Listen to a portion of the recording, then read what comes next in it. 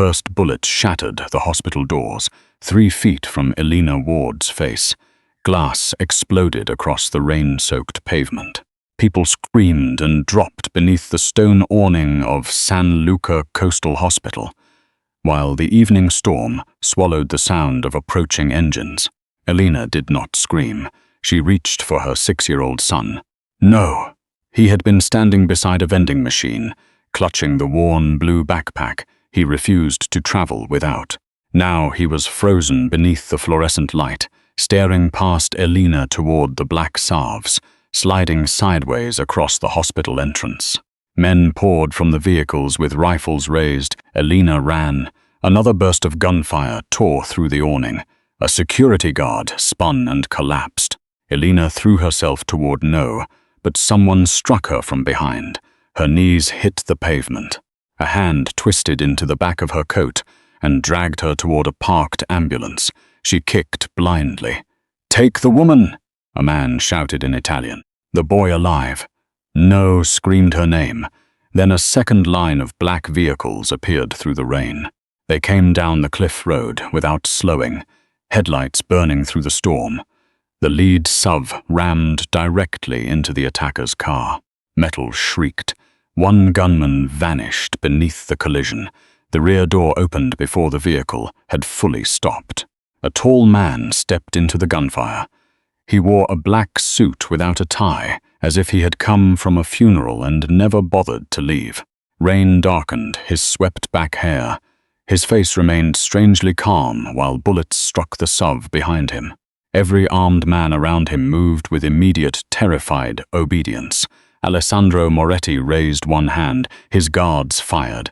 The hospital entrance erupted into violence. Elena knew the name Moretti. Everyone in Sicily did. Nurses lowered their voices when black vehicles arrived after midnight. Police officers looked away when wounded men were carried through private entrances. Mothers warned their sons not to speak about the Morettis in bars, churches, or even behind closed doors. Alessandro Moretti was not merely part of the mafia. He was the man other mafia families feared would become king. He crossed the pavement without flinching. A gunman emerged beside Noah. Alessandro shot him once. Then he reached the child. Noah did not fight when the stranger lifted him. He wrapped both arms around Alessandro's neck, as if some hidden part of him already knew where safety was. Alessandro turned his back to the shooters and covered Noah with his body. A bullet tore through the shoulder of his jacket. He staggered but did not fall. "No!" Elena screamed. Alessandro's eyes found hers across the chaos. They were dark, controlled, and filled with something that did not belong on the face of a man meeting her child for the first time. Fear. Not fear for himself. Fear for Noah. Alessandro carried the boy toward the armored SUV while his men surrounded them. Elena broke free from the attacker, holding her, and ran. A bullet struck the pavement beside her shoe. Someone grabbed her around the waist. For 1 second, she thought the kidnappers had taken her again. Then Alessandro pulled her against his chest and forced her down behind the open vehicle door. Noah remained locked against his other side. "Get inside," Alessandro ordered. "I'm not going anywhere with you. They came for your son. You don't know my son." His expression changed, only slightly, but Elena saw it. "I know he cannot eat pistachios," Alessandro said. "I know he sleeps with a light on during thunderstorms. I know the book in his backpack is about a fox that gets lost in winter." The storm seemed to go silent around her. No's fingers tightened around Alessandro's collar. "How do you know that?" Elena whispered. A gunman appeared behind the ambulance. Alessandro fired over Elena's shoulder. The man dropped. "Get in." This time, Elena obeyed. The SUV tore away from the hospital as the remaining Moretti vehicles formed a moving wall around it. Through the rear window, Elena watched flames rise beside the entrance, where she had reported for her first shift less than an hour earlier. No sat between them, trembling. Alessandro pressed a folded handkerchief against the boy's cheek, where a piece of glass had cut him. His hand was steady. Blood ran down his own arm. "You're hurt," Elena said. "It missed the bone. You need a hospital. We just left one." Noah stared at him with the solemn concentration he usually reserved for puzzles. Then he reached toward Alessandro's face. Elena caught his wrist. "No, don't, but I know him." Alessandro became completely still. Elena felt the blood leave her face. Noah looked at her, confused by her reaction. "He's the man from the picture," the boy said. "What picture?" Alessandro asked quietly. Noah pointed toward Elena's suitcase in the rear cargo space. "The one Mommy hides under her clothes." Elena had carried that photograph across an ocean, through 2 apartments, 3 job changes, and 6 years of lies. She had hidden it beneath the lining of her suitcase because she could not bring herself to destroy the last image of her sister. Sofia stood in that photograph, beside a younger Alessandro Moretti. They were smiling at each other. Sofia's hand rested over the slight curve of her stomach. Alessandro looked at Elena now. For the first time since the shooting began, the feared mafia boss appeared shaken. "Your son has seen that photograph. He found it once. How old is he? You already know. I want to hear you say it." Elena turned toward the rain racing over the windows. 6. Alessandro closed his eyes. The movement lasted only a second, but it carried the weight of a man receiving both a miracle and a death sentence. When he opened them again, his voice was nearly emotionless. "Where is Sofia?" Elena looked directly at him. "My sister died 6 years ago." Noah leaned against her side, unaware that the truth beneath his entire life had just entered the car. Alessandro stared at the boy, then his gaze returned to Elena. "How did she die?" "Her car went off a mountain road. That was the official report. It was the only report." "No," his jaw tightened. "It was the lie my family paid for." The convoy left the coastal highway and climbed toward the cliffs. Below them, the Mediterranean crashed against black rocks. Above them, lightning revealed a villa surrounded by stone walls, armed guards, and iron gates. Elena held Noah closer. "What happens when we get there?" Alessandro looked toward the villa as the gates opened. "We find out who exposed him, and then the coldness returned to his face. Then I destroy everyone responsible." The Moretti villa stood above the sea like a fortress built to survive the end of the world.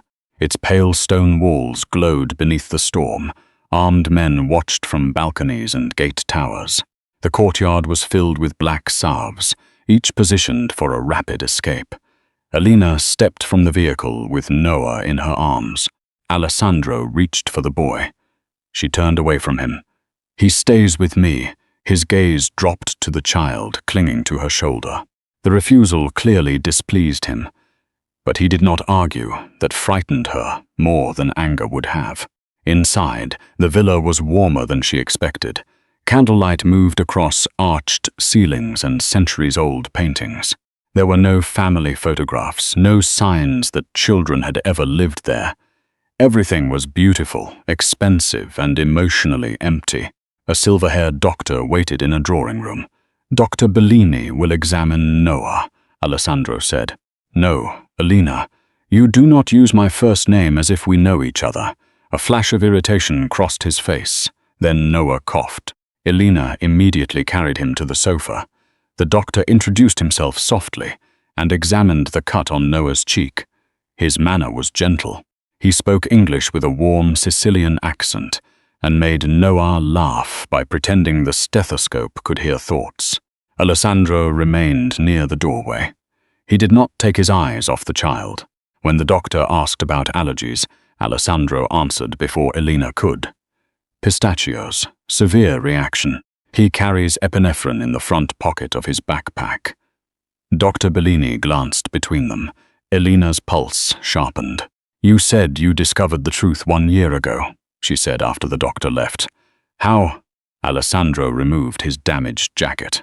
Blood had soaked through his white shirt near the shoulder, but he ignored it.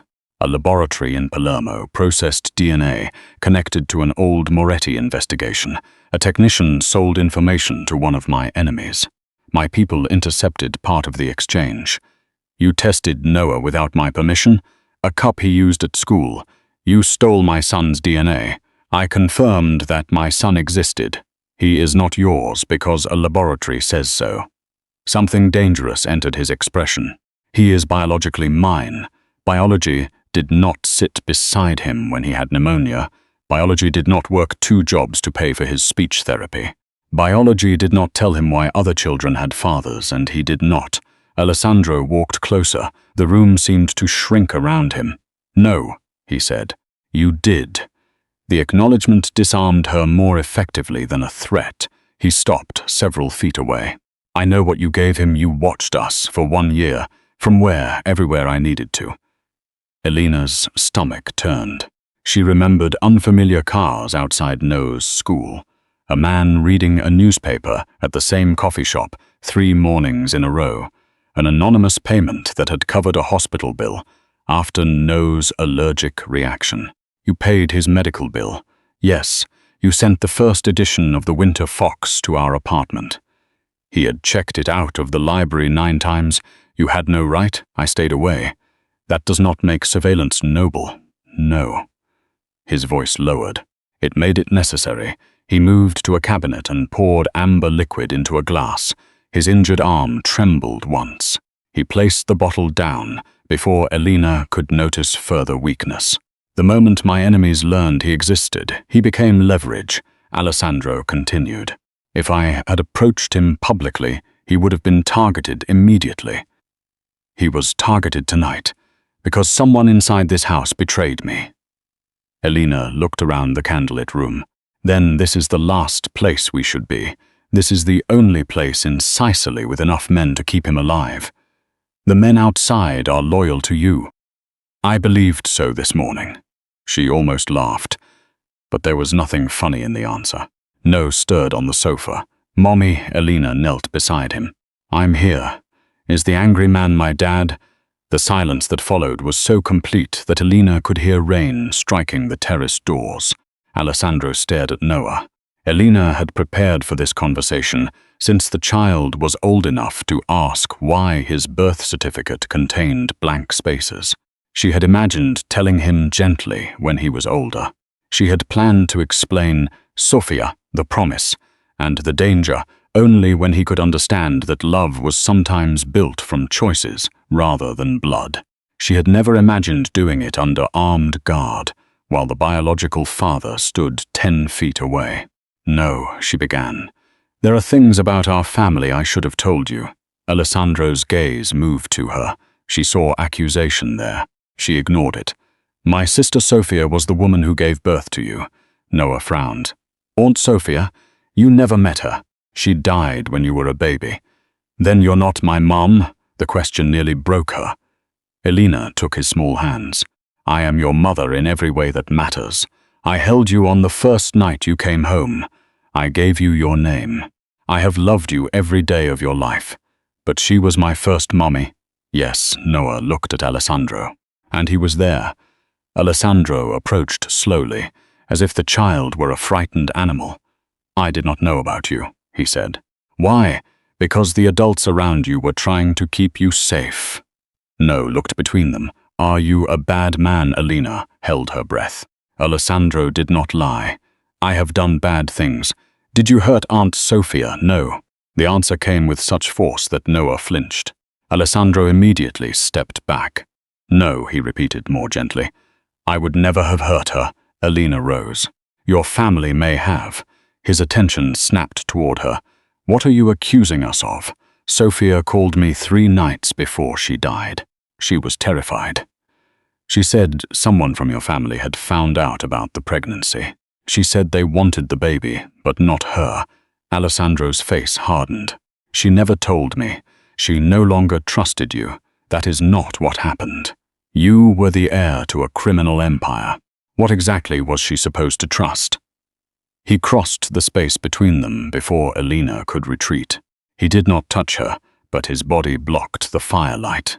I loved Sophia enough to let her leave when she told me she no longer wanted this life. You let her leave because you did not know she was carrying your son. His eyes darkened. You believe that makes a difference? I believe powerful men call sacrifice. Whatever makes them feel less guilty. For several seconds, they stared at each other.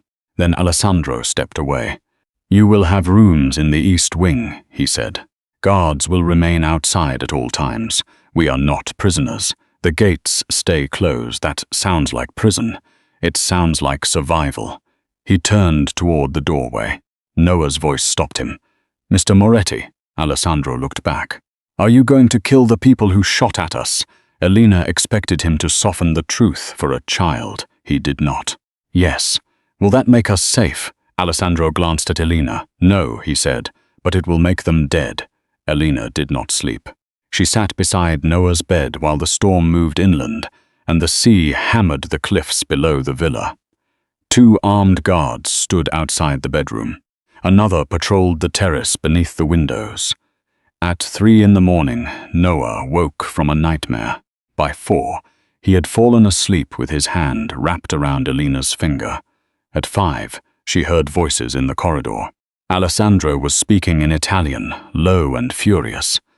Another man answered with the strained patience of someone accustomed to standing beside violence. Elena opened the door. Alessandro had changed into a black shirt.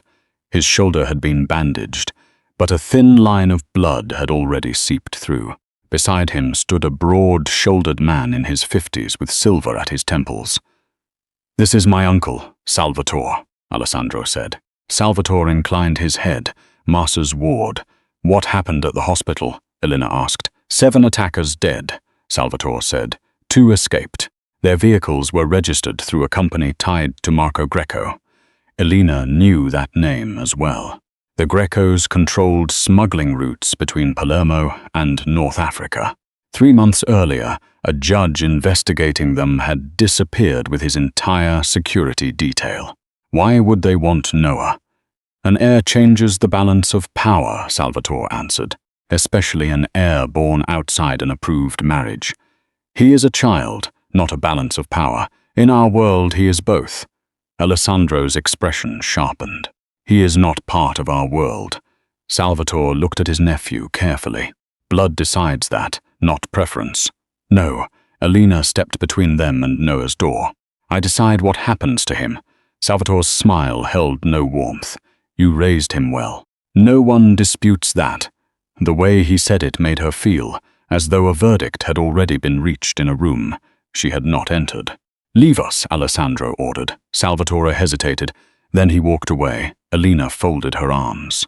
"Your uncle intends to take Noah from me. He intends to protect the Moretti succession. That is not an answer?" "It is the only answer he recognizes. And what do you recognize?" Alessandro looked toward the closed bedroom door. "You are his mother." The words landed harder than she expected. "You say that now." "I said it last night. You also placed guards outside my room. Because there may be men inside this house who would slit your throat to control him." She searched his face for exaggeration and found none. "Why bring us here if your own family is the danger?" "Because my family understands what happens when I am betrayed." "What happens?" His gaze became cold enough to still the air. "They lose everything before they die." Elena should have been horrified. Part of her was. Another part remembered Noah beneath the gunfire and understood the primitive appeal of a man willing to turn the world into ash for one child. That understanding frightened her most. "What was Sofia to you?" she asked. Alessandro looked toward the tall windows. "A secret I thought I could protect." "That is not what I asked." He remained silent. "She loved you," Elena continued, "at least at first. Then she became afraid. She was not afraid of me. She called me crying. She was afraid of my mother." Elena stopped breathing. Alessandro faced her again. "My mother discovered our relationship.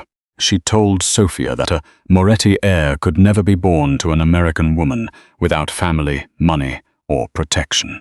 She offered her money to disappear. Sofia refused." "Yes. How do you know?" "Because my mother told me she accepted." Elena felt nausea rise in her throat. "You believed her." "I believed Sofia had left because she wanted freedom. She left because someone threatened her. I know that now." The grief beneath his control was not loud. It lived in the tension around his mouth, in the way his injured hand closed at his side. "Where is your mother?" Elena asked. "Rome, convenient. She is returning today." Elena stared at him. "You are bringing the woman who threatened my sister into the same house as Noah." "I did not invite her. She heard about the attack. Then send her away. No one sends Vittoria Moretti away. You are supposed to be the most feared man in Sicily." A dangerous hint of amusement touched his eyes. "So they say. Then prove it." He took one slow step toward her. "You do not know what you are asking. I am asking whether your reputation protects my son or only impresses criminals." Something shifted between them. Anger, certainly, but also fascination. Alessandro's gaze lowered briefly to her mouth before returning to her eyes. The movement was so controlled she might have imagined it. He lifted his uninjured hand. For one suspended second, Elena thought he would touch her face. Instead, he reached past her and closed the bedroom door more firmly. "Noah is sleeping," he said. The near contact left her skin strangely aware of him. A guard appeared at the end of the corridor. "Signor, Donna Vittoria has arrived." Alessandro's face emptied of emotion. The sound of engines filled the courtyard. Elena moved to the window. 3 black sedans had stopped beneath the villa steps. Men in formal coats opened the center door. An elegant woman emerged, carrying no umbrella despite the rain. Vittoria Moretti looked nearly 70, but age had not softened her. Her white suit was immaculate. Pearls circled her throat. Her silver hair was pinned with perfect precision. She looked up toward the window. Even across the courtyard, Elena felt the instant recognition in her eyes. Vittoria had seen her before. Not Elena herself, her resemblance to Sophia. The older woman smiled. Then she turned toward a bodyguard and said something Elena could not hear. The guard looked up at Noah's window. Alessandro stepped beside Elena. "My mother will try to make you feel small. She can try. She may offer money. I will refuse it. She may threaten you. I have survived threats before." His gaze settled on her. "You have never survived Vittoria Moretti." Elena looked down as the woman entered the villa. "No," she said, "but my sister didn't survive her at all." Vittoria entered the breakfast room as though she owned every person inside it. Perhaps she did. The Moretti soldiers lowered their eyes. Salvatore kissed her cheek. Even the servants moved more carefully around her. No sat beside Elena at the long table, building a tower from sugar packets. Alessandro stood behind his chair, instead of taking his place at the head. The decision was subtle. Vittoria noticed. Her gaze paused on Alessandro's hand, resting near the back of Noah's seat. Then she looked at Elena. "You have Sophia's eyes," she said in flawless English. "You remember them. I remember everything that threatens my family." Alessandro's voice became quiet. "Choose your next words carefully, mother," Vittoria smiled. "My son mistakes warning for hostility." "My son," Noah repeated. Vittoria's attention moved to him. For the first time, something like genuine emotion appeared on her face. Not affection. Possession. She approached the child. Elena stood immediately. "That is close enough." The room froze. No one spoke to Vittoria Moretti that way. Vittoria studied Elena with renewed interest. "You raised him. I am raising him. Yes. The distinction may become important." Alessandro moved around the chair. "There will be no distinction. Blood has legal rights, Alessandro. So does a mother. She is his aunt. She is the only mother he knows." Vittoria's smile vanished. "You discovered your firstborn son and left him in America for a year. Now you intend to leave him in the hands of a woman with no security, no political value, and no understanding of our enemies.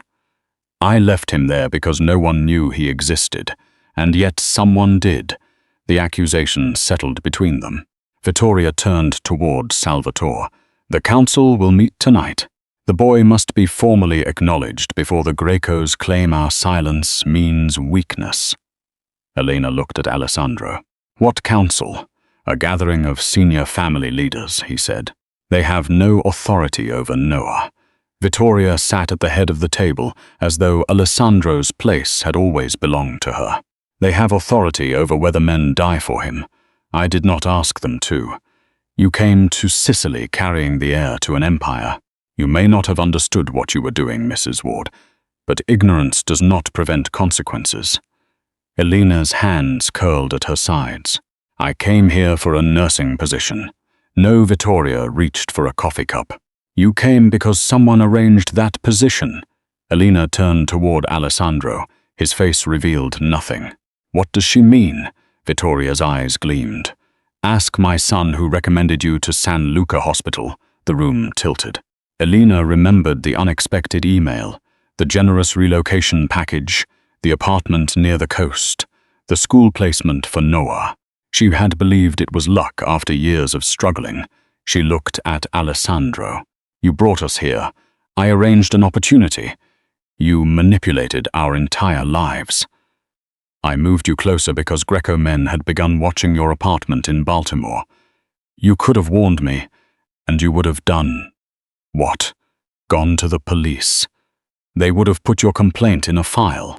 Greco would have put your body in a river. So you decided for me. I kept you alive. You used my career to bring No into your territory. I brought him somewhere I could protect him. You mean somewhere you could claim him. No stared between them. Elena lowered her voice. Go with Dr. Bellini. I don't want to. You'll be safe. Alessandro nodded to the doctor waiting near the doorway. Bellini took Noah's hand and led him out. The moment the door closed, Elena turned on Alessandro. How long had you planned this? 3 months. You watched me apply for jobs I was never meant to get.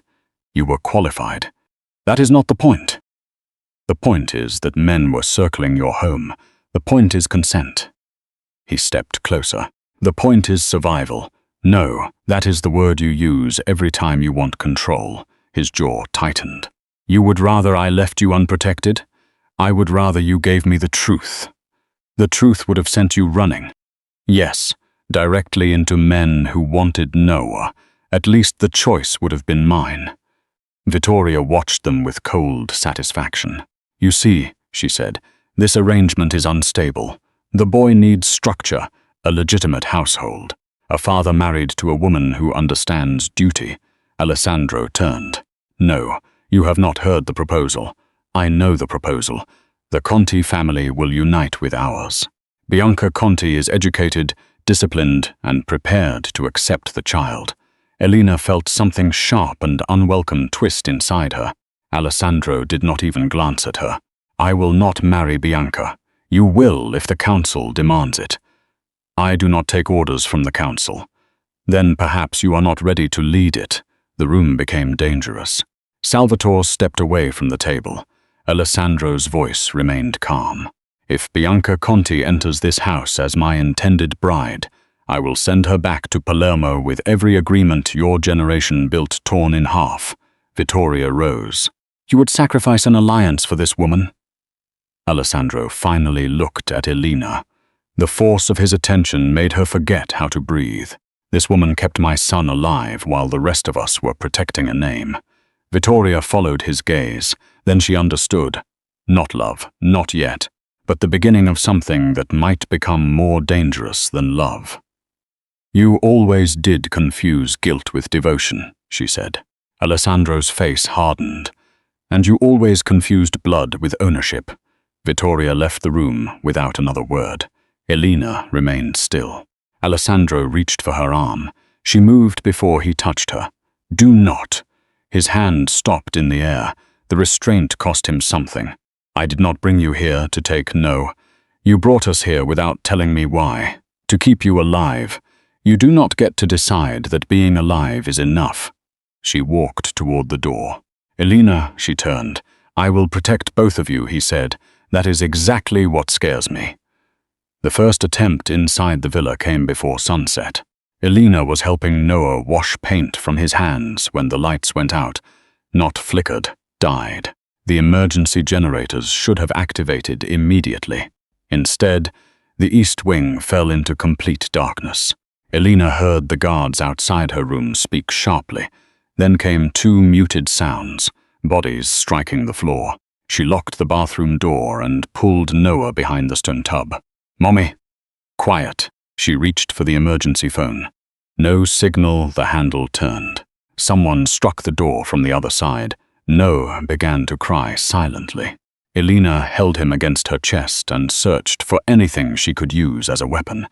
Her fingers closed around a heavy glass soap dispenser.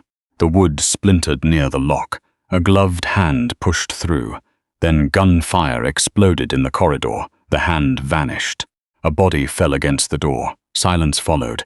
"Elena, Alessandro." She did not move. "Elena, open the door. How do I know it's you?" A pause. "Because Noah hides peas under his mashed potatoes and believes you have never noticed." Noah looked up at her in alarm. "You knew." Elena unlocked the door. Alessandro stood on the other side with blood across his shirt. Two men lay behind him. One wore the uniform of a Moretti guard. Alessandro checked Noah first. Then his hands closed around Elena's shoulders. "Are you injured?" "No." He looked over her face, throat, and arms as if the answer meant nothing until he confirmed it himself. "I'm fine." His grip remained. "Alessandro." He released her abruptly. The lights returned. Salvatore arrived with 6 armed men. Alessandro looked down at the dead guard. "Who hired him?" "We will find out," Salvatore said. "No. You will find out before midnight." The threat in his voice altered every face in the corridor. Salvatore nodded. Alessandro turned to Elena. "You are moving to the West Wing. Why?" "Because my rooms are there. I'm not sleeping beside you. Beside my rooms. That is not better. It is safer. You said this wing was safe. I was wrong." The admission startled her. Men like Alessandro did not appear comfortable with being wrong. He bent and lifted. Noah, this time Elena did not stop him. Noah wrapped his arms around Alessandro's neck. "Did you kill those men?" "One of them." "Why?" "They were trying to hurt you." Noah rested his cheek against Alessandro's shoulder. "Thank you." Alessandro's expression changed with painful subtlety. His eyes closed for half a second. Then he carried the boy toward the West Wing. Elena followed. Her new bedroom stood directly across from Alessandro's. Between them was a small private library with a fireplace and locked terrace doors. Noah's room connected to hers through an interior passage. The arrangement was too intimate. She saw Alessandro everywhere now in the guards. The locked doors, the silent servants, the masculine scent of the library. The black coat hanging near the fire. That evening, Noah refused to sleep unless Alessandro read to him. Elena expected him to refuse. Instead, the most feared man in Sicily sat at the edge of a child's bed and opened the Winter Fox. His voice was low and unexpectedly patient. Noah corrected his pronunciation of an English word. Alessandro repeated it without irritation. When the story ended, Noah reached for his hand. "Will you be here tomorrow?" Alessandro glanced at Elena. "Yes. Promise. I do not make promises lightly. That's not a promise." A faint smile appeared on Alessandro's face. "I promise." Noah fell asleep, holding 2 of his fingers. Elena stood in the doorway. "You should not promise children things your world may prevent you from keeping." Alessandro eased his hand free. "My world will change before I break that promise. You believe everything can be forced into obedience. Most things can. People cannot." His gaze moved over her slowly. "No, people are more difficult." They stepped into the library. Rain moved against the windows. The fire cast warm light over Alessandro's face, softening nothing but revealing the exhaustion beneath his control. "Who was the guard?" Elena asked. "A man who served this house for 11 years. Then someone paid him, or threatened someone he loved. You understand that?" "I understand every reason men betray each other. What reason would make you betray someone?" He looked at the fire. "My son. And me." The question escaped before she could stop it. Alessandro turned toward her. The space between them became charged. Elena could hear the clock above the mantel. She could hear her own breathing. He moved closer. Not enough to touch her. Enough that she felt his warmth. "You are Noah's greatest vulnerability," he said. "That was not what?" I asked. No, then answer me. His hand lifted toward her hair where a loose strand had fallen across her cheek. He stopped before making contact.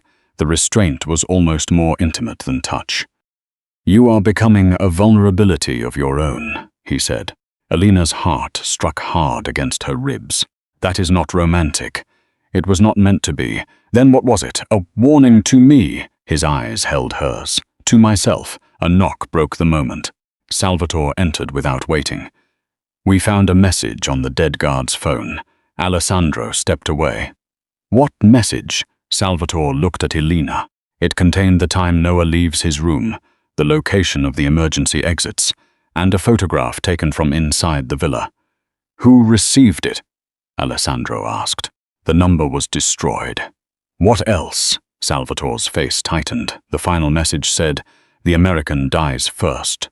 The heir comes home." The council met beneath an abandoned monastery outside Palermo. Elena had no intention of attending. Then Vittoria announced that decisions regarding Noah would be made in her absence.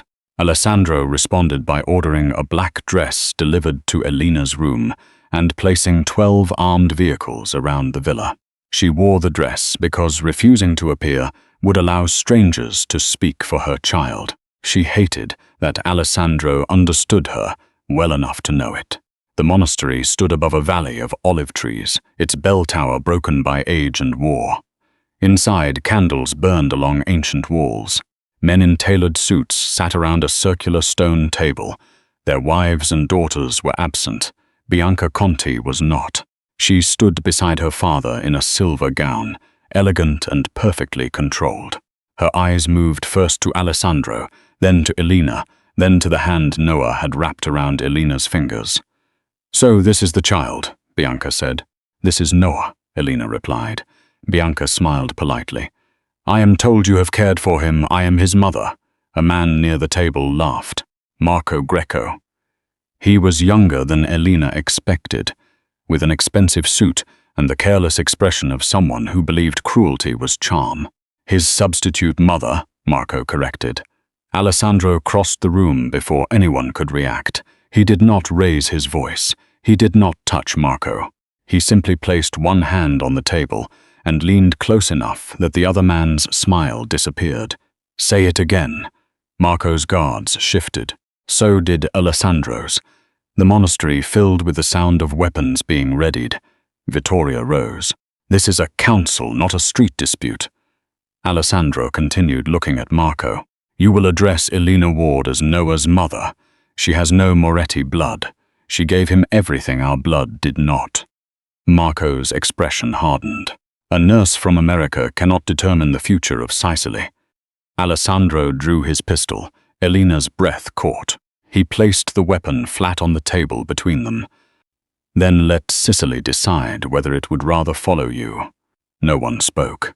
Marco looked around the table. No one met his eyes. Alessandro lifted the gun and returned it beneath his jacket. "Address her correctly." Marco stared at Elena. "Noah's mother," he said. Alessandro took his seat. The message was complete. The council discussed bloodlines, alliances, and inheritance as if Noah were a piece of land. Vittoria proposed Alessandro's marriage to Bianca. Marco proposed that the boy be raised in Sicily under council protection.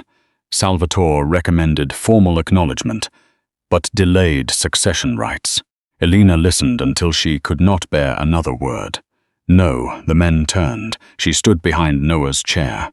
"He will not inherit your money, your title, or your enemies. He will not be educated to believe fear is respect. He will not learn that violence is the first language of power." Marco smiled again. "Then why bring him here?" "I did not." Her gaze found Alessandro. "He did." The room turned toward him. Vittoria's eyes narrowed. "You arranged their arrival?" Alessandro did not deny it. A murmur passed around the table. Marco leaned back.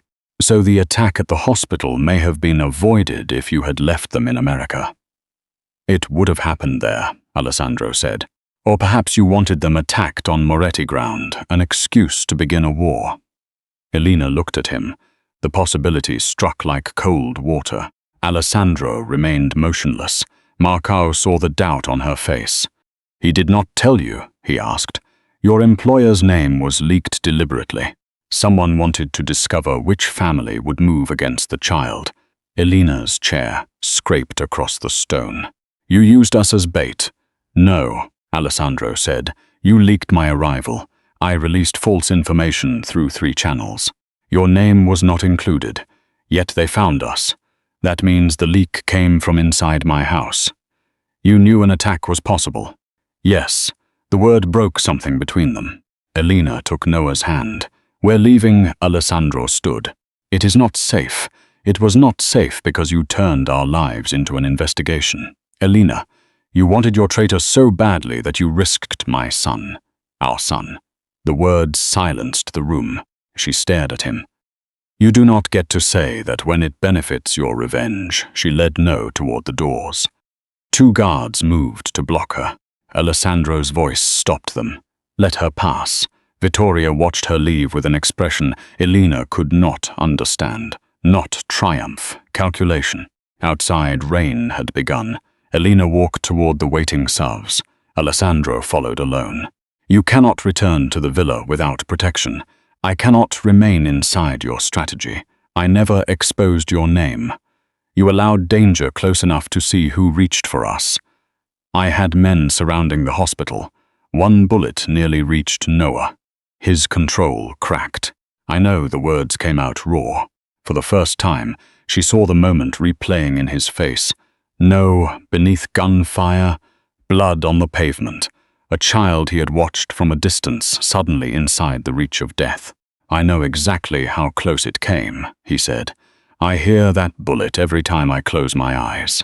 Elena's anger faltered but did not disappear. "You should have trusted me." "I do not know how." The honesty stopped her. Rain gathered on his lashes. The monastery lights burned behind him. No guards approached, though dozens watched from the shadows. "I was raised to believe trust was the pause before betrayal," he continued. "Sophia disappeared. My mother lied. My father died because his brother sold his route to the Grecos. Every person I trusted taught me the same lesson. I am not your family. No." His gaze dropped to her hand, holding Noah's. "That is why losing your trust feels different." Noah looked up. "Are we going home?" Elena could not answer. Alessandro knelt in the rain until he was level with the boy. "The villa is the safest place tonight. Is Mommy mad at you?" "Yes." "Did you do something bad?" "Yes." Noah considered that. "Are you sorry?" Alessandro looked at Elena. "Yes, it was not enough. But it was the first apology she believed had cost him something." Elena entered the SUV. After a moment, Alessandro followed. He sat across from them, soaked and silent, while the convoy descended through the storm.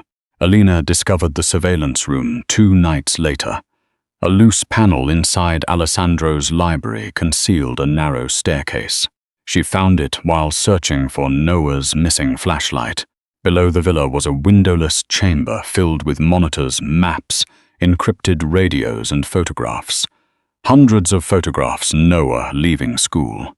Noah at the aquarium. Noah asleep against Elena's shoulder on a train. Elena carrying groceries through Baltimore snow. Elena laughing with another nurse outside a restaurant. Elena crying alone in her car on the anniversary of Sophia's death. The violation stole her breath. At the center of the wall was a photograph of Elena dancing with Noah in their apartment kitchen.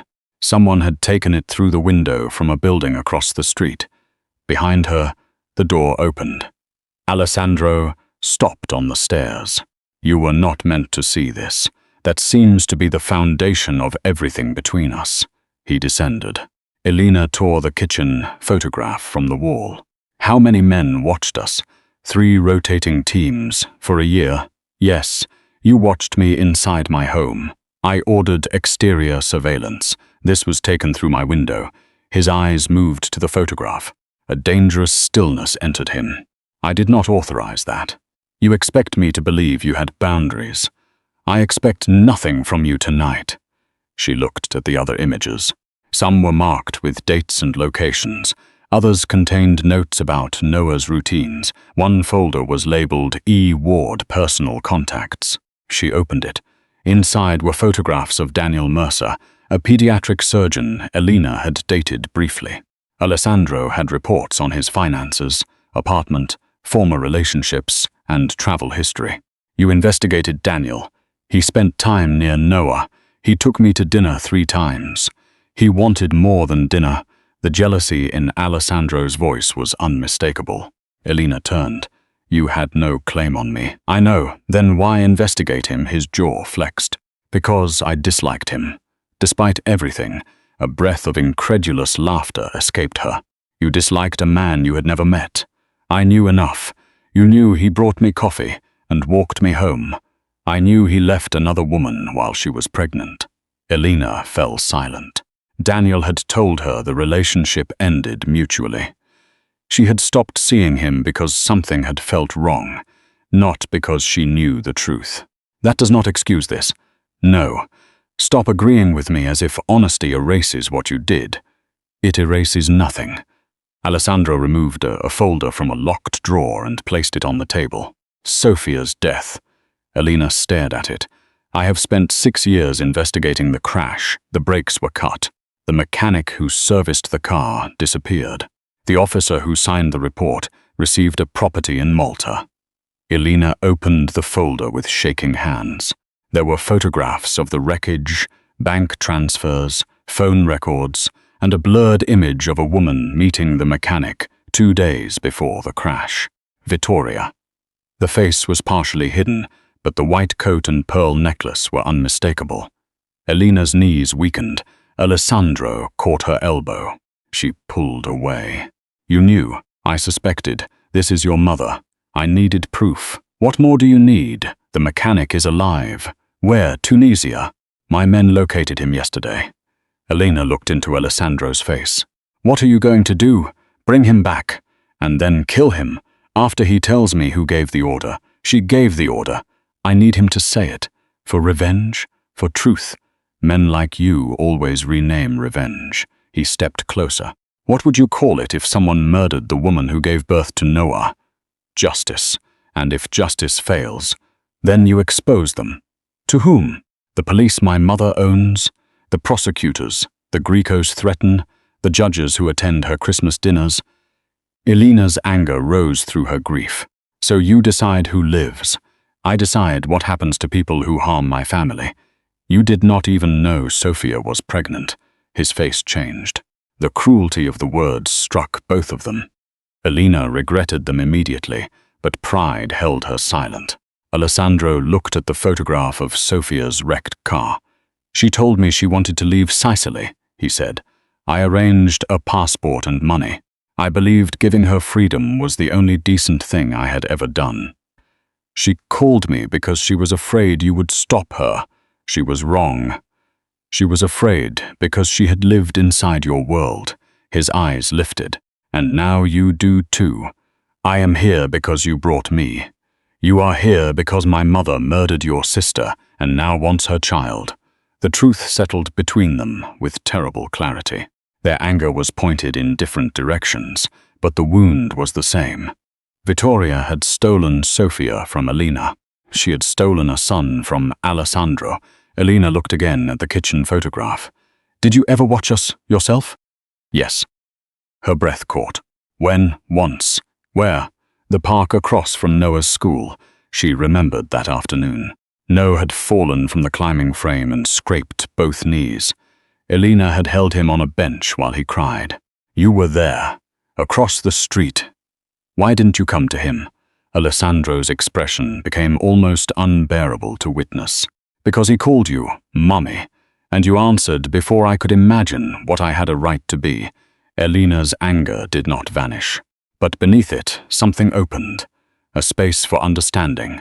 Alessandro lifted his hand toward her face. This time, his fingers touched her cheek. Barely, he wiped away a tear. She had not realized. Was there? The tenderness felt more dangerous than his gun. Elena closed her eyes for 1 second. Then a shot rang out above them. The monitors flickered. A guard shouted through the radio. The north gate has been breached. Alessandro drew his weapon. "Stay here. Noah is upstairs." He caught her wrist. "My men will bring him. I am not hiding in a basement while my son is in danger, Elena." She pulled free. "You wanted to know the difference between protection and control."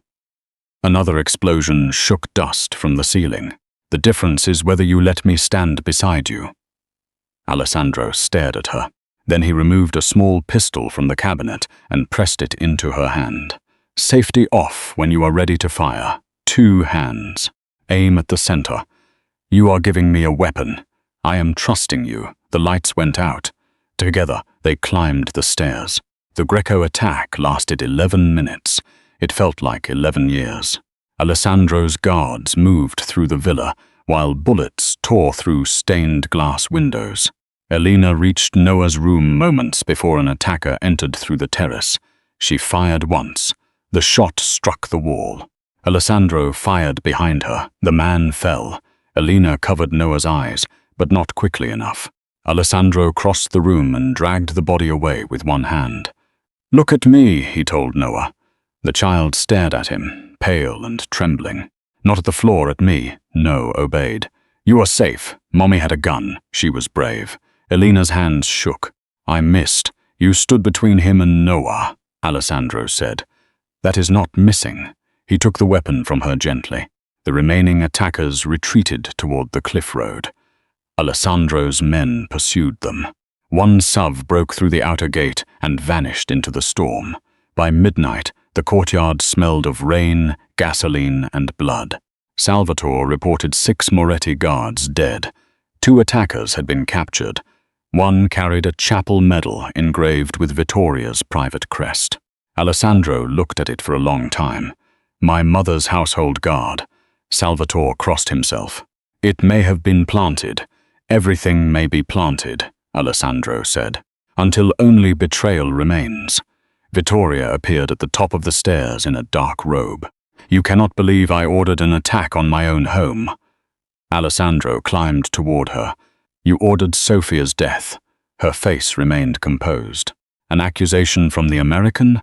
Bank records. Photographs. The mechanic is being returned." For the first time, Vittoria's control slipped. Only slightly, but Elena saw it. "You would trust a fugitive mechanic over your mother." "I trust fear." "And you are afraid." Vittoria looked toward Noah, who stood behind Elena. Something hard entered her eyes. "I did what your father lacked the courage to do. I protected the succession. You killed the mother of my child. I removed a woman who planned to disappear with a Moretti heir. You did not know where the child was. She hid him successfully." Elena moved toward Vittoria. Alessandro caught her around the waist before she reached the stairs. The contact shocked both of them. Elena struggled once. "Let me go. Not while my mother's guards are armed." Vittoria looked at Alessandro's arm around Elena. "You humiliate Sophia's memory by touching her sister." Alessandro's grip tightened. Elena felt the instant he stopped viewing his mother as family. "Do not speak Sophia's name," he said. Vittoria smiled without warmth. "You loved her once." "No. I wanted to save her and called it love." Elena went still. Alessandro looked down at her. "What I feel now is not the same." The confession entered the ruined courtyard, more powerfully than gunfire. Vittoria saw it, so did Salvatore. So did every soldier within hearing distance. Elena's heart beat painfully. "This is not the place," she whispered. "There will never be a safe place for this." Alessandro released her, then turned toward his guards. "Donna Vittoria is confined to the south wing.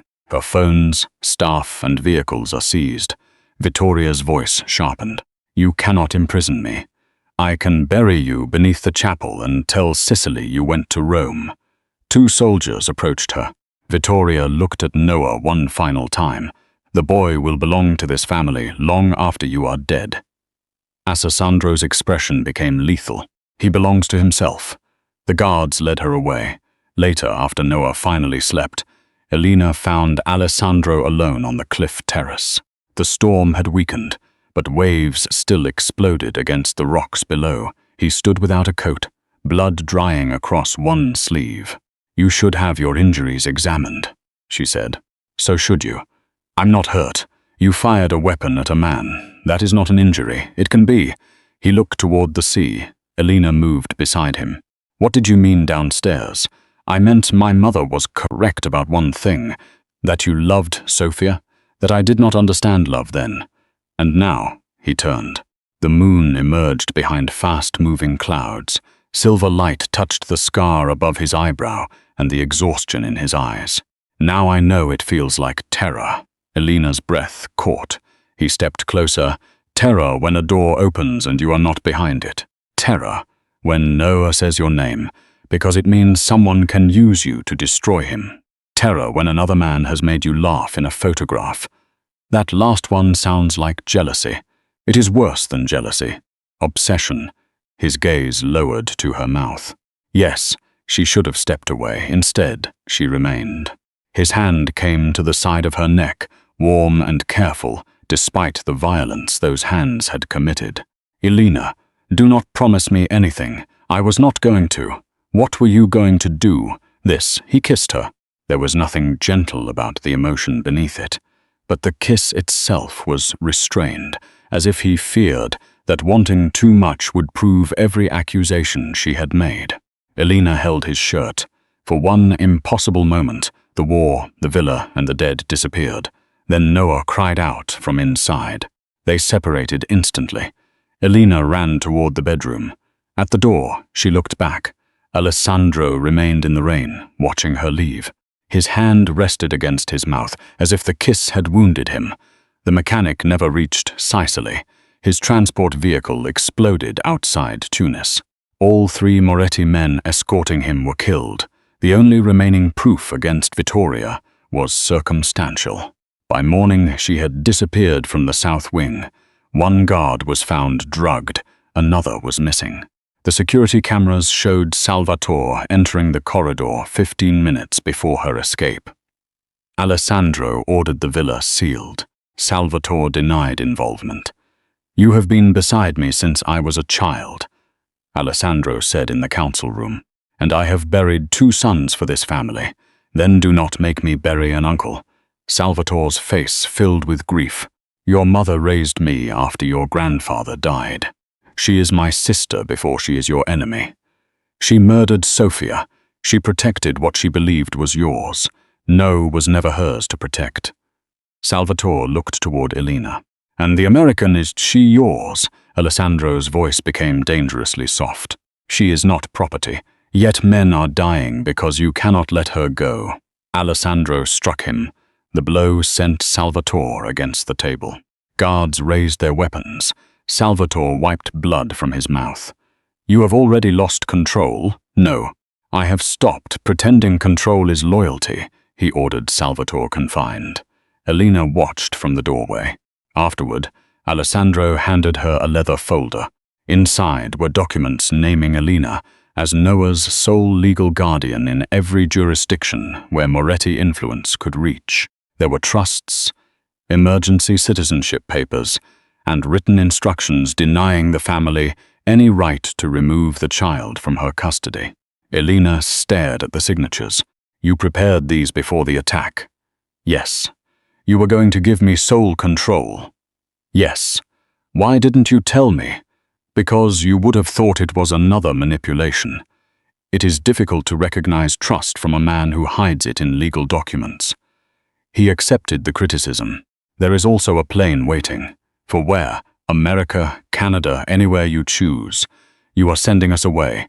I am giving you an exit, after bringing us here without one." "Yes." She closed the folder. "What happens to you?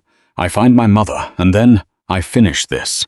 Elena looked at the man before her. He had not slept. His empire was breaking around him.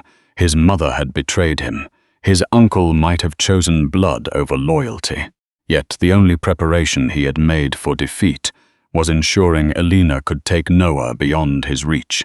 "You kissed me, and now you're sending me away." "I kissed you because I could not stop myself. That is not an answer. If you stay, my enemies will continue to come.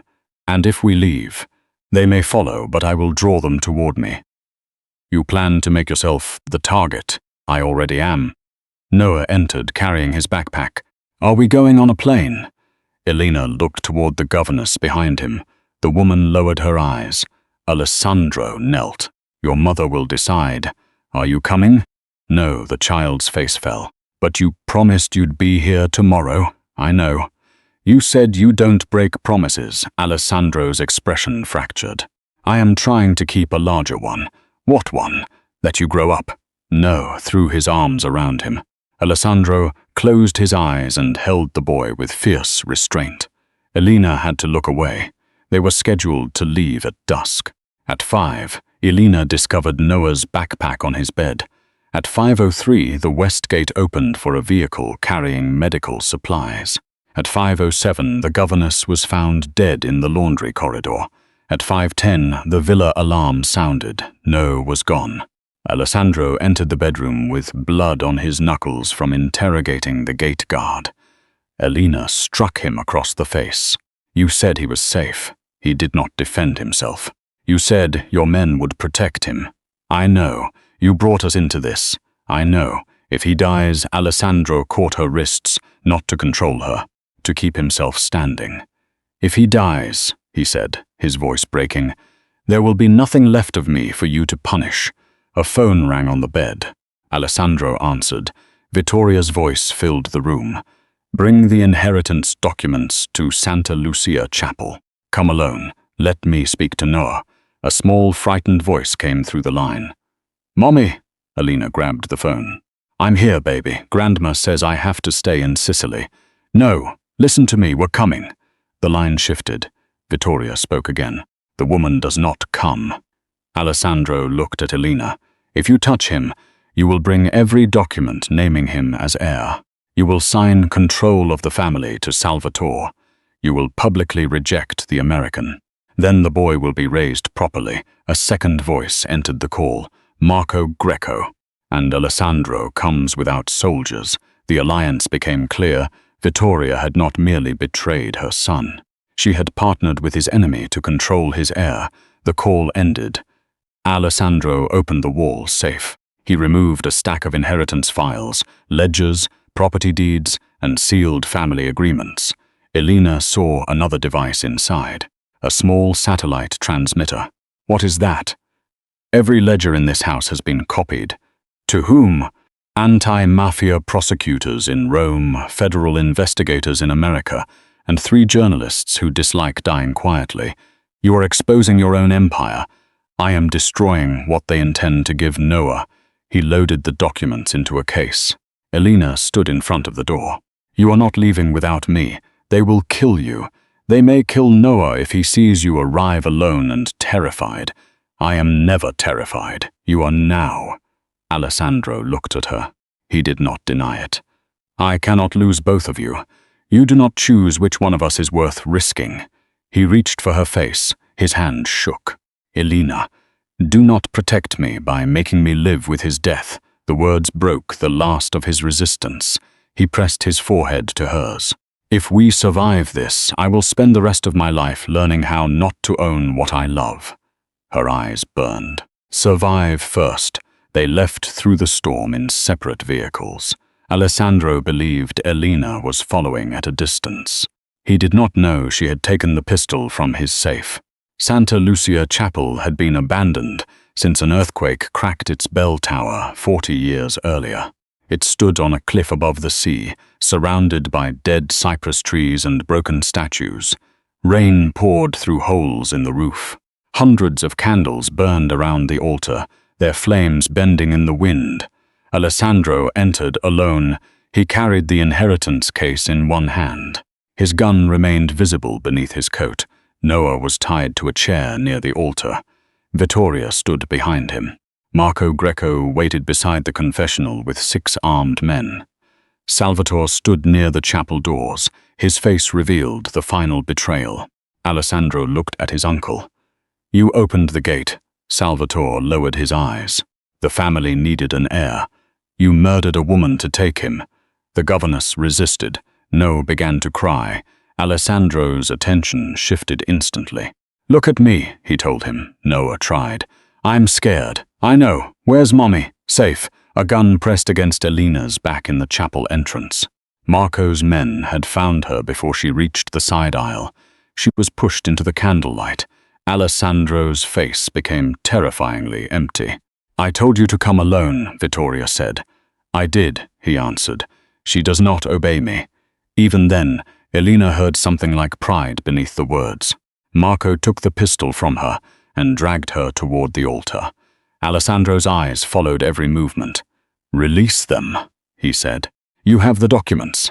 Vittoria opened the case. "Sign the transfer." A folder lay on the altar. Salvatore would receive control of the Moretti organization until Noah turned 25. Vittoria would become the child's legal guardian. Alessandro read the final page. It required him to state that Elena had deceived the family, kidnapped the heir, and had no maternal rights. He tore the page in half. Marco struck Elena across the face. Alessandro moved. 6 rifles pointed toward Noah. He stopped. Elena tasted blood. "Do it again," Alessandro said to Marco, "and every person carrying your name will be hunted after I am dead." Marco smiled. "After you are dead, no one will fear your name." That is what my mother has never understood. Fear does not live in a name. It lives in memory. Vittoria placed a pen beside the document. "Sign." Alessandro looked at Noah, then Elena. He signed the transfer of the empire. He did not sign the accusation against her. Vittoria's mouth hardened. "All of it. No, you would surrender everything but pride. This is not pride." His gaze remained on Elena. "This is the only truth I have left." Marco pressed his gun beneath Elena's chin. "Then speak it." Alessandro removed his weapon slowly and placed it on the chapel floor. He stepped away from it. "The boy is my son," he said, "but Elena is his mother." Vittoria's expression twisted. "She is a substitute." No, Sofia gave him life. Elena gave him a childhood.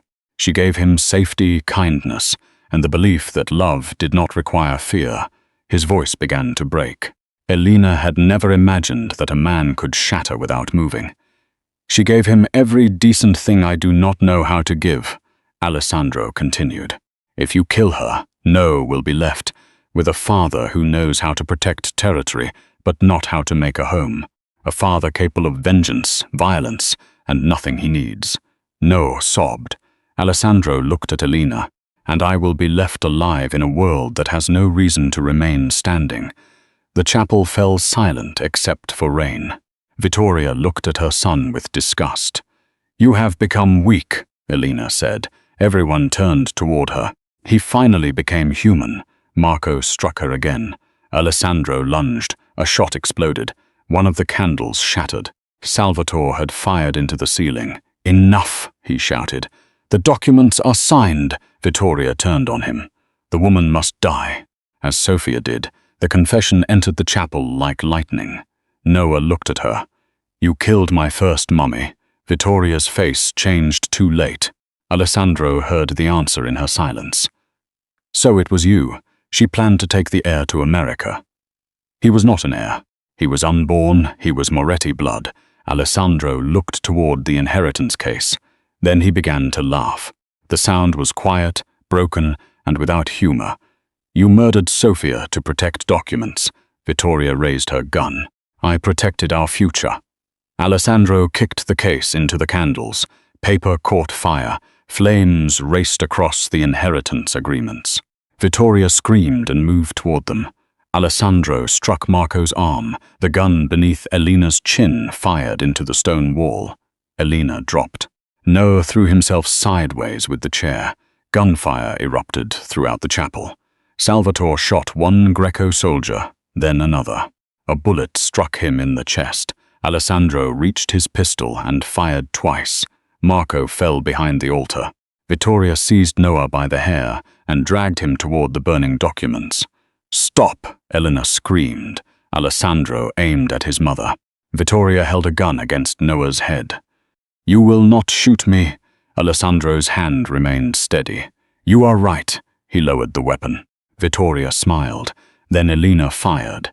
The pistol she had concealed beneath her coat struck Vittoria in the shoulder. Noah broke free. Alessandro crossed the chapel in 3 strides and pulled the child behind him. Vittoria raised her gun toward Elena.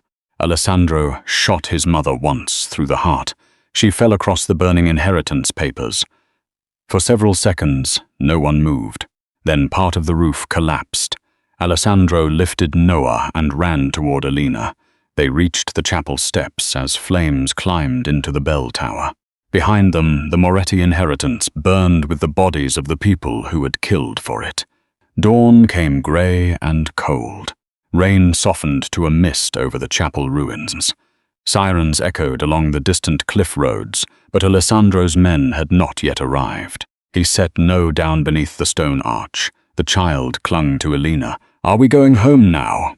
Elena looked at Alessandro. Blood covered his shirt, but most of it did not appear to be his. Smoke drifted behind him. The chapel bells, silent for 40 years, gave one broken sound as the tower shifted in the wind. "Yes," Elena said. "We're going home." Noah looked at Alessandro. "Is he coming?" The question held everything the child had lost and everything he still hoped to keep. Alessandro stood several feet away with his pistol in his hand.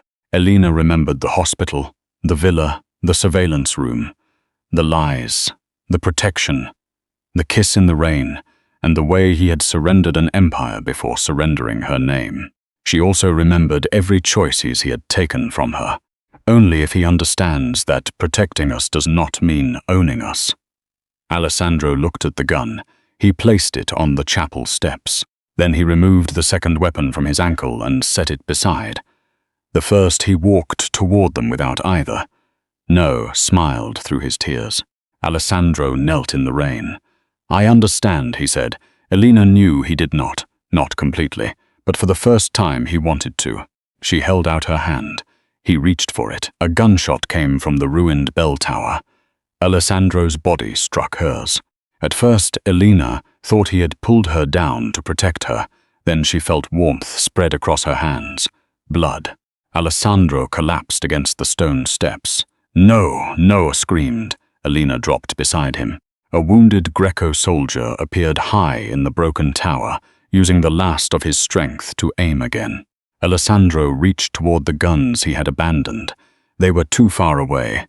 Elena covered Noah with her body. The second shot never came. Salvatore, bleeding heavily but still alive, inside the chapel, fired from beneath the fallen doors. The Greco soldier disappeared from the tower. Silence returned. Elena pressed both hands against Alessandro's chest. The bullet had entered beneath his ribs. "No. Stay with me." His eyes found Noah first. The child knelt beside him, sobbing. "Dad?" The word changed Alessandro's face. He had waited 6 years to hear it. He received it while dying. "Come closer," he whispered. Noah crawled into Elena's arms beside him. Alessandro lifted a blood-covered hand and touched the boy's hair. "I broke my promise." "No," Noah cried. "You said you'd come home." "I know, you have to." Alessandro looked at Elena. Fear filled his eyes again.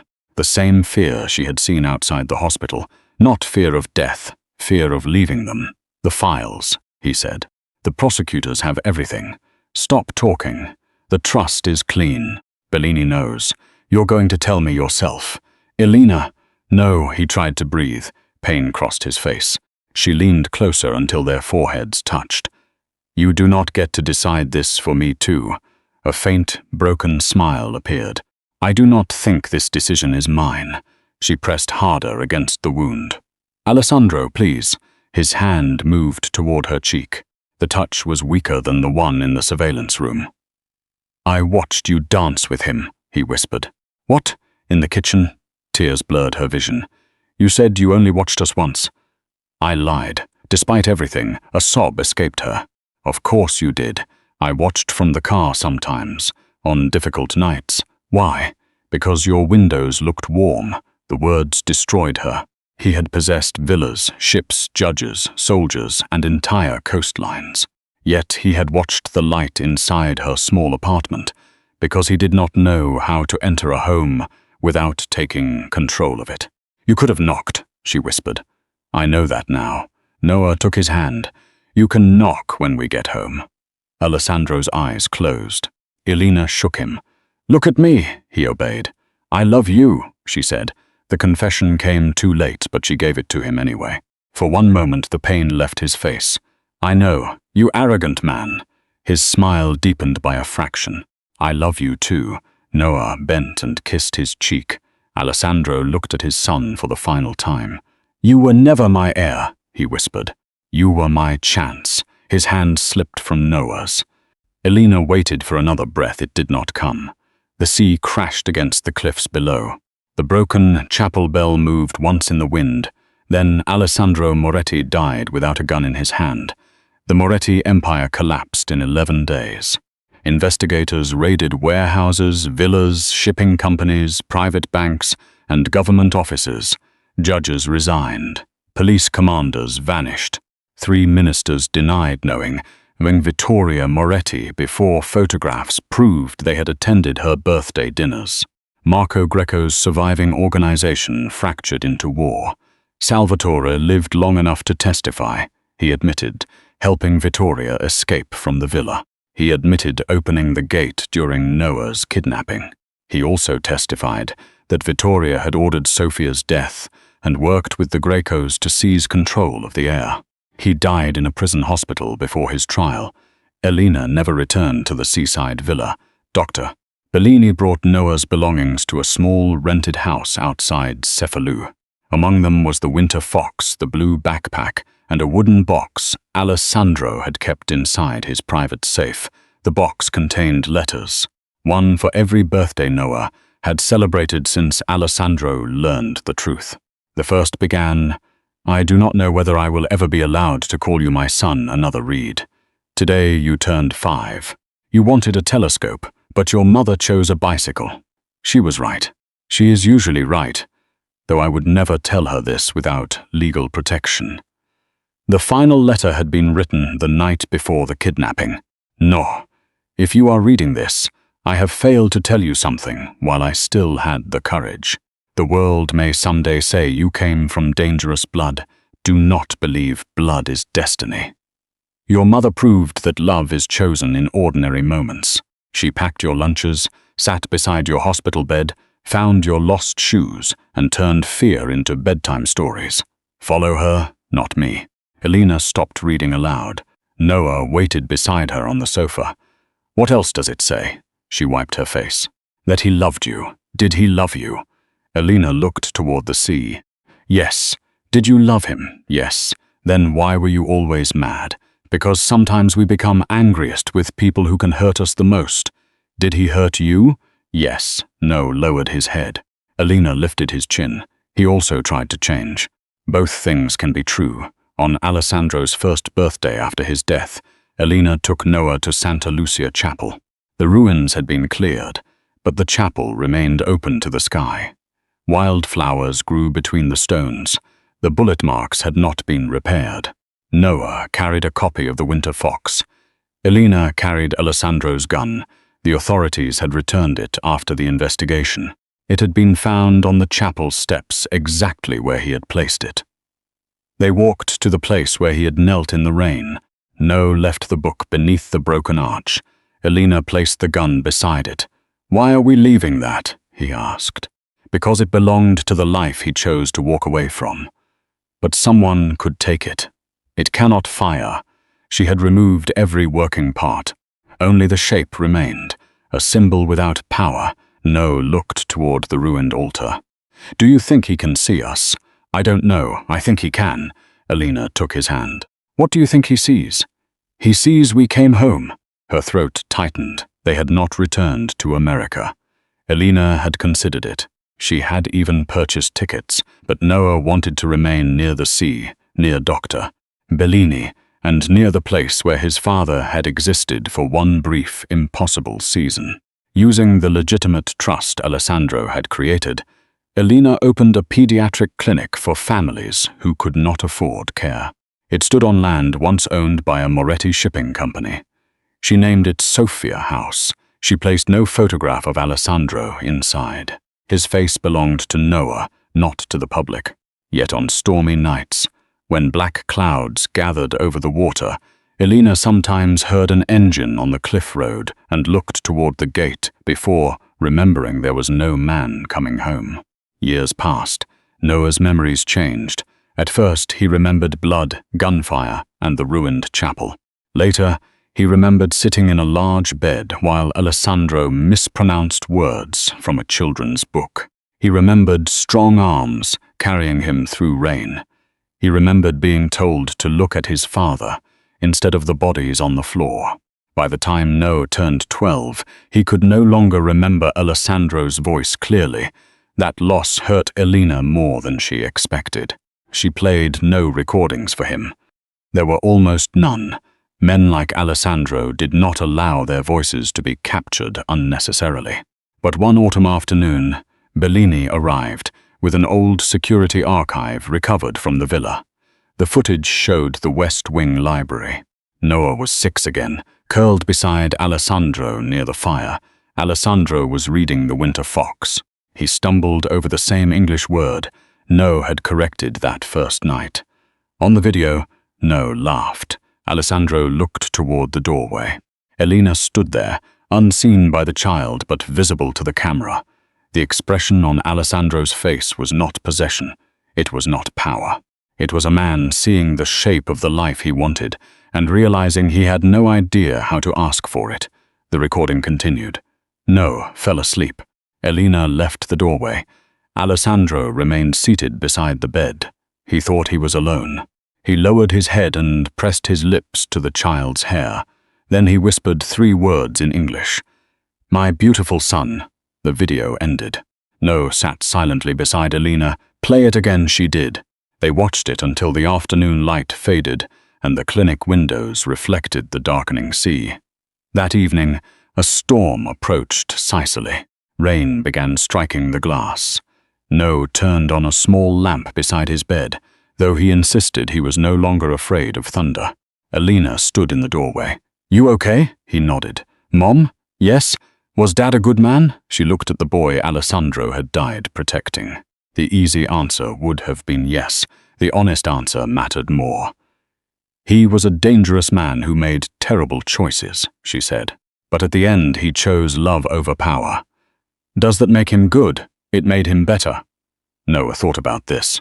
"Is better enough?" Elena looked toward the rain moving over the window. "No," she said, "but sometimes it is the beginning of everything." She kissed his forehead and turned off the larger light. As she walked toward the hall, Noah called after her. "Mom? Yes? Leave the door open." Elena smiled through the ache in her chest. "I always do." She returned to the kitchen, where a single photograph rested inside a drawer. Sophia stood beside Alessandro beneath the Sicilian sun, one hand over the child no one knew she carried. For years, Elena had believed the photograph represented the beginning of the tragedy. Now she understood it differently. The tragedy had not begun with love. It had begun when powerful people mistook love for ownership. She closed the drawer and stood by the window. Far below, waves struck the cliffs beneath the ruined chapel. For one impossible second, headlights appeared on the distant road. Elena's heart stopped. The lights moved closer, bright against the rain. Then they turned toward another house and disappeared. She remained at the window long after the road went dark. Alessandro had destroyed his inheritance. He had killed the woman who murdered Sophia. He had surrendered his empire, his weapon, and finally his life. His revenge had ended the Moretti dynasty, but revenge had not returned Sophia. It had not given Noah a father. It had not given Elena the ordinary mornings she had begun to imagine. Alessandro standing awkwardly in her small kitchen, Noah correcting his English, the 3 of them learning how to become a family without guards beyond the door. The empire was gone. The enemies were dead. The child was safe. And the man who had burned the world to protect them would never cross the threshold of their home. Outside, thunder rolled across the Mediterranean. Elena placed one hand against the cold glass. Then, to the empty road, she whispered the words Alessandro had finally learned too late. "You could have knocked."